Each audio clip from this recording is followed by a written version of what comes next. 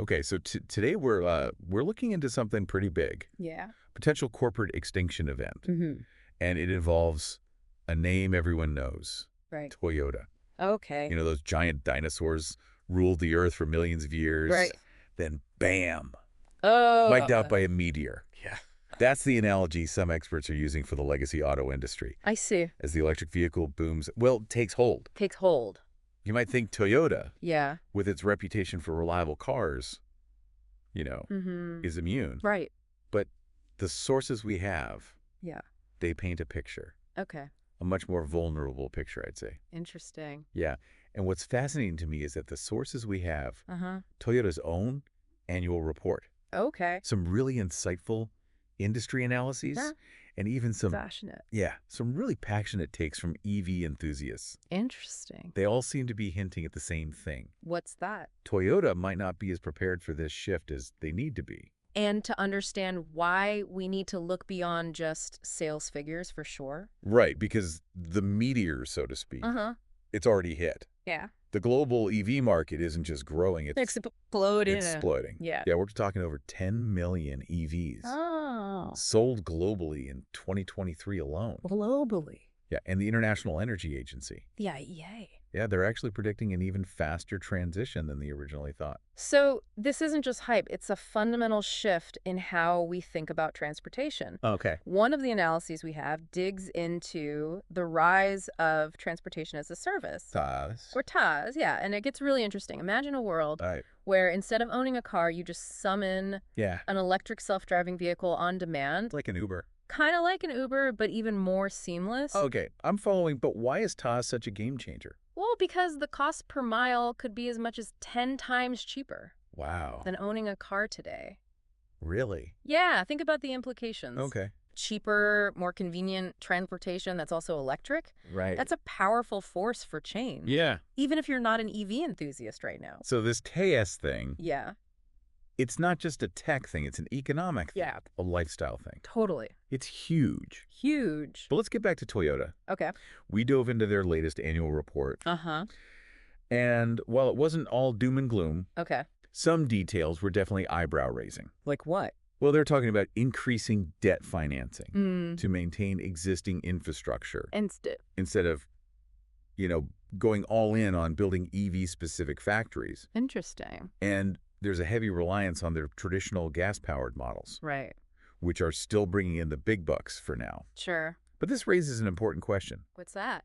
Is Toyota prioritizing short-term profits over long-term survival? They're essentially trying to squeeze every last dollar out of their current business model. But are they investing enough in the future? Yeah. The report itself doesn't give a clear answer, It doesn't. but it certainly makes you wonder. Especially when you consider that even Toyota, Uh-huh. the cash cow of the auto industry, Right? is showing these signs of hesitation. Interesting. If the biggest dinosaur is seemingly struggling to adapt, Yeah. what does that say about the rest of the herd? Good question. And that brings us to Toyota's specific vulnerabilities.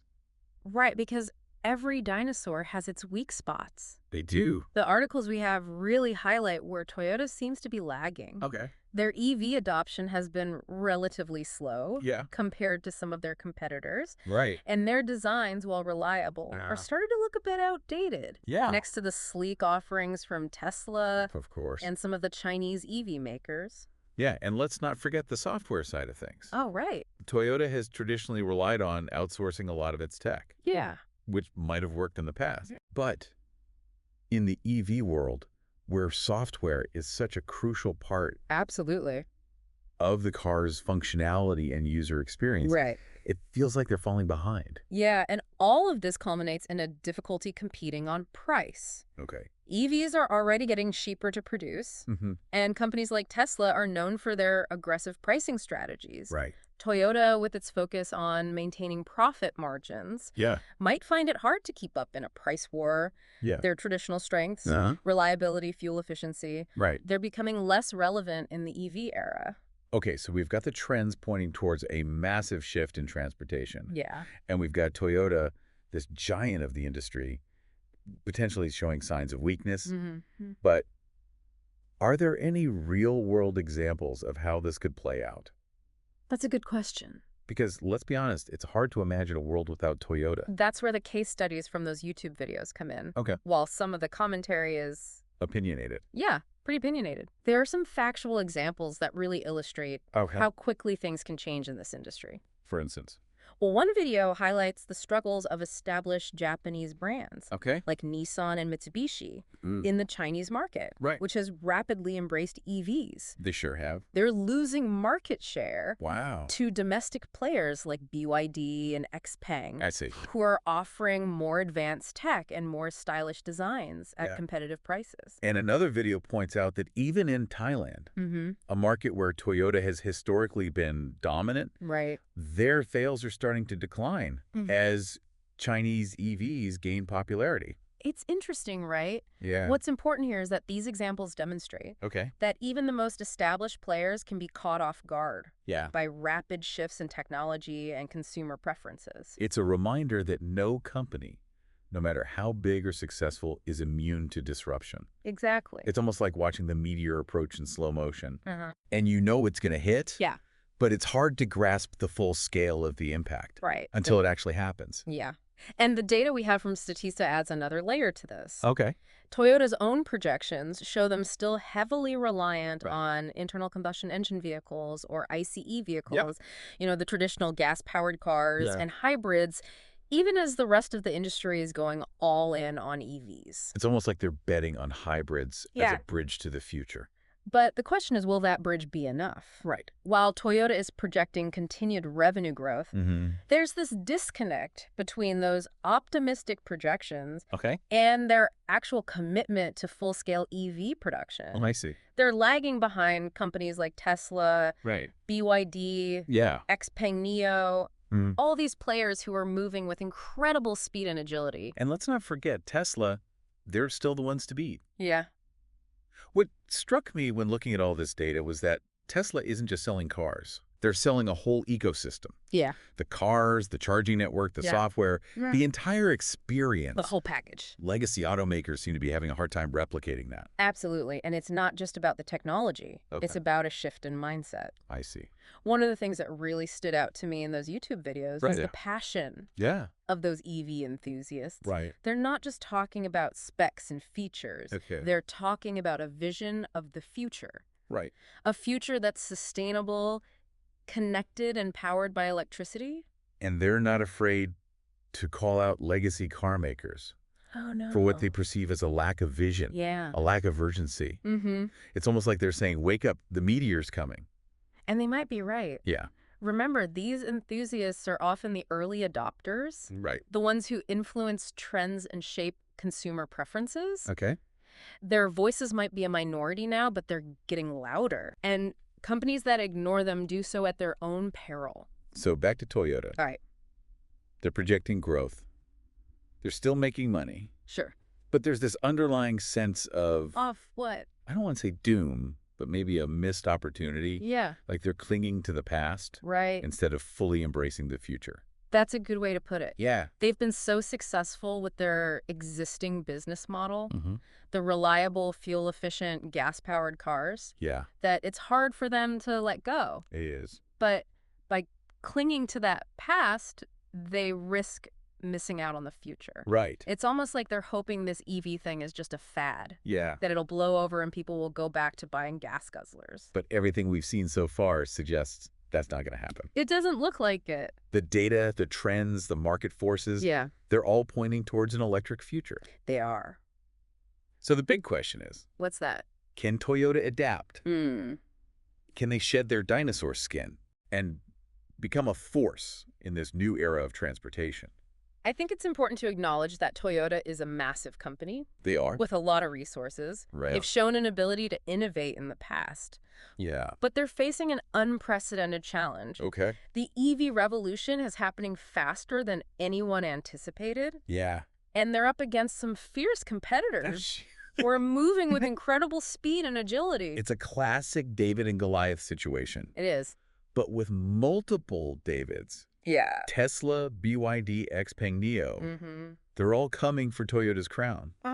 And they're not playing by the old rules. Exactly. So the question isn't if Toyota will fall, but when. That's a bold statement. Is it? Are you really suggesting that Toyota, this icon of the auto industry, could actually disappear? I wouldn't say disappear entirely. Okay. But I do think they're at a crossroads. Right. They need to make some bold decisions, Right. and they need to make them fast. Yeah. If they hesitate, right. if they cling to the pack, they risk becoming a much smaller player in the automotive landscape. Oh, it's a pretty dramatic story, right? Yeah. This giant of the industry potentially facing its own extinction event. Right. But you know what's really fascinating to me? What's that?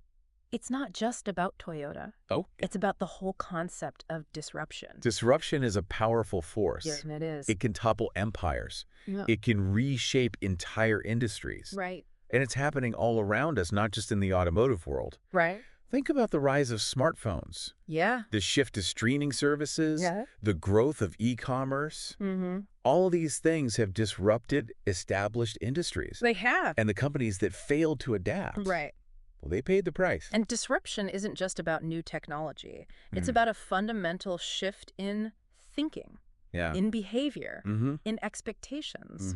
And it's often driven by forces outside the control of the companies being disrupted. Like this meteor shower of EVs. Right. Toyota didn't create this shift. Yeah.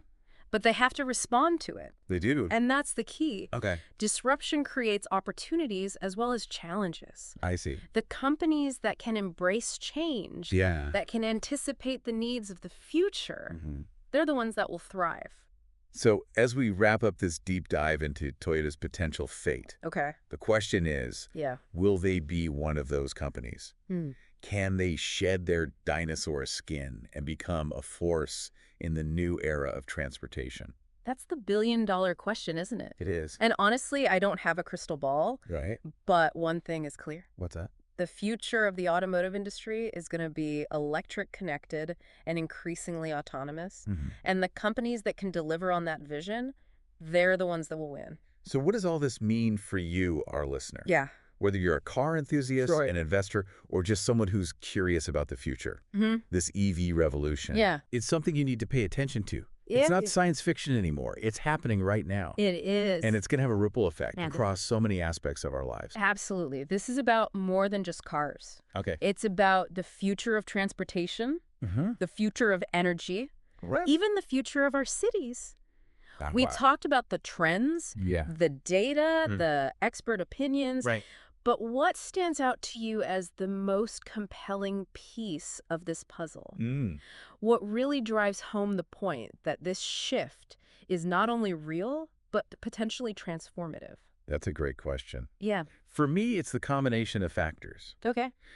The rapid pace of technological advancement in EVs, the changing consumer preferences, and perhaps most importantly, the sense that legacy automakers, even giants like Toyota, are struggling to keep up. It's like they're caught in a time warp, still operating under the rules of the old game, while the whole playing field is shifting beneath their feet. And that's a powerful reminder. It is. That no company, no matter how big or successful, is immune to disruption.